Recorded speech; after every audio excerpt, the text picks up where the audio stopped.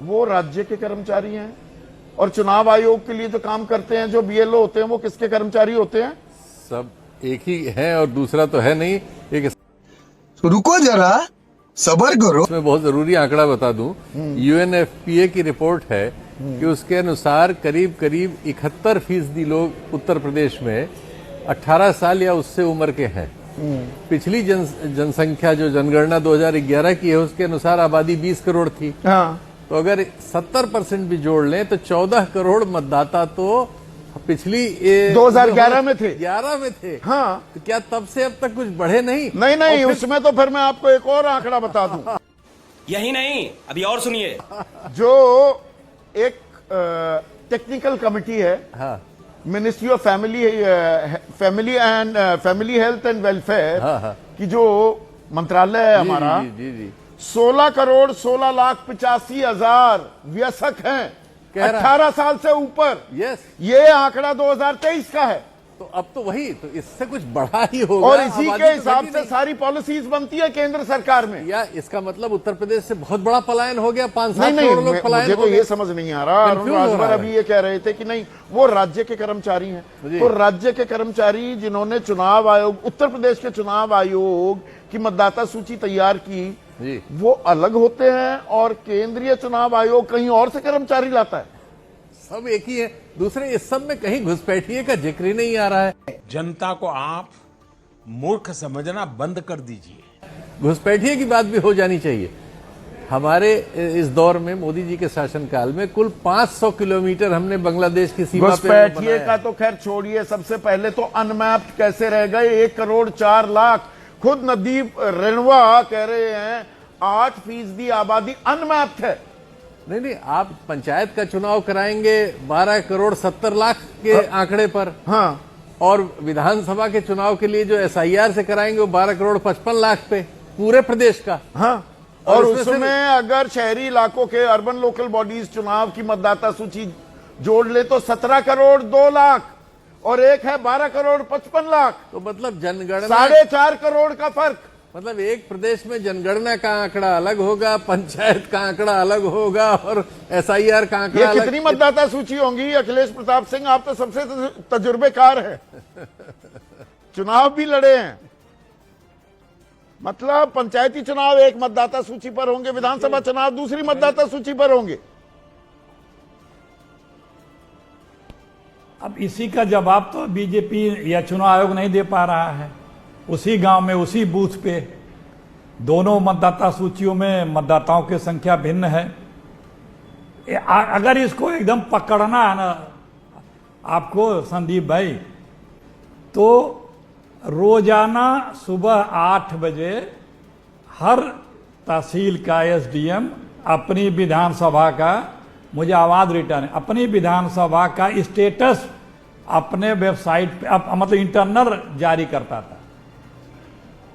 वो स्टेटस निकलवा लीजिए। बाद में उस स्टेटस में चेंज आने लगा। अभी मजा आएगा ना भिड़ो। जैसे चेंज किस में आने लगा? एब्सेंट में, अदर्स में, परमानेंट शिफ्टिंग में। लखनऊ से संदेश जाने लगे लोगों के किसके नाम काट रहे हैं और किधर बढ़ा देने हैं। नहीं, ये अदर्स क्या होता है? बढ़ाने के लिए अदर्स भी, आपने ये ठीक पॉइंट को रेड फ्लैग किया है। अदर्स का आंकड़ा क्या? अदर्स में सारा पूरी श्रेणियां बताई जानी चाहिए ना कि कौन क्या है। अदर्स का क्या मतलब होता है? कौन है, कहाँ के हैं भाई? जो राज्य से चले गए और जो घर पर नहीं मिले, दोनों को जोड़ दिया गया है। और देखिए, मैं कई चीजें बता रहा था, मिस कर जा रहा था। देखिए, बात दरअसल में ये है कि नाम जुड़वाने के लिए बाद में इन लोगों ने शोर मचा के कि नाम कट गए, उसकी आड़ में काफी इन लोगों ने अपने नाम जुड़वा लिए। औरों को तो कटे ही, अपने उस नाम जुड़वाने के लिए संदीप जी कोई पेपर नहीं चाहिए, जिसका इन लोगों ने दिया वो नाम जुड़ गया। और अभी बवाला तो अब मचेगा, 1.25 करोड़ लोगों को नोटिस जाएगी। जब ये फाइनल सूची बनी थी पिछले दिसंबर में, उस दिन तक, उसके 7 दिन पहले तक ये 16, 17, 15% है ये परसेंटेज। इसको बार बार कहा गया वो परसेंटेज घटा के इधर जो बढ़ाया गया है। किसी अधिकारी से आप खुद बात कर लीजिए, यहां से क्या संदेश जाते थे। तो अब नुकसान इसमें किसका हो रहा है फिर? तो मतलब पहले वो अखिलेश यादव जोड़ने की के बात से लिए खिली तो हुई खूब थी। सुनिए ना, अखिलेश प्रताप सिंह जी, आप ही के नेम से एक अखिलेश यादव की बात से खिली थी कि अरे ये तो बीजेपी वालों का नुकसान हो रहा है, 84,000 वोट कट जाएंगे, ये दहाई का आंकड़ा पार नहीं कर पाएंगे। अब ग्रामीण इलाकों में भी जो वोट कटे हैं, अब सबकी सांसें अटकी हुई हैं क्या कि किसकी वोट बढ़ेगी, किसकी वोट घटेगी या घट गई? देखिए हमारा मानना ये, कांग्रेस पार्टी का मानना ये कि हर नागरिक को संवैधानिक रूप से उसे मताधिकार के अधिकार का अधिकार है। वो ग्रामीण इलाका हो या शहरी इलाका हो, उसे मतदाता से आप वंचित नहीं कर सकते। लेकिन जिस प्रकार से ये SIR हो रहा है और जितने जल्दीबाजी में किया गया, पहले 1 महीने किया, विपक्ष ने कहा डेट बढ़ाते रहो, नहीं माने। जब लगा कि हम पर अब कुछ गड़बड़ हो रहा है या गड़बड़ और करना है तो पहले 1-1 हफ्ते करके डेट बढ़ा दी। उस चक्कर में प्रेशर में कितने भी ज्यादा से ज्यादा ये मेरा क्या कर लेंगे भाई। लोग ने सुसाइड कर लिया, मर गए, तमाम बातें हुई। उसमें नहीं, वोट किसके घट रहे हैं, किसके कट रहे हैं? लेकिन पहले आप ही के सहयोगी हैं। समाजवादी पार्टी कह रही थी ये तो बीजेपी के कट गए, हमारे BLAs ने बड़ा अच्छा काम किया।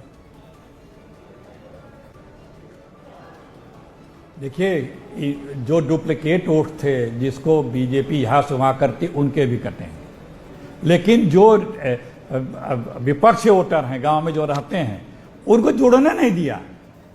नहीं, आपका इस क्राइटेरिया में आता ही नहीं है। मैं बताऊं, जो बताना नहीं चाहिए, जाने दीजिए। शुरू में तो ये लोग ठीक से फॉर्म भरना नहीं जान पा रहे थे। 2-2, 3-3 दिन इन लोगों को खुद समझने में लग गया कि कैसे उस फॉर्म को भरा जाएगा।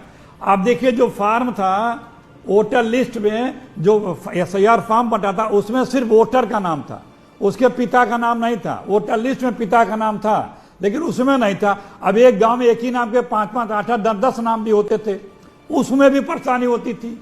वो ढूंढ क्या बात है सर, क्या बात है सर, क्या बात, ये बात है।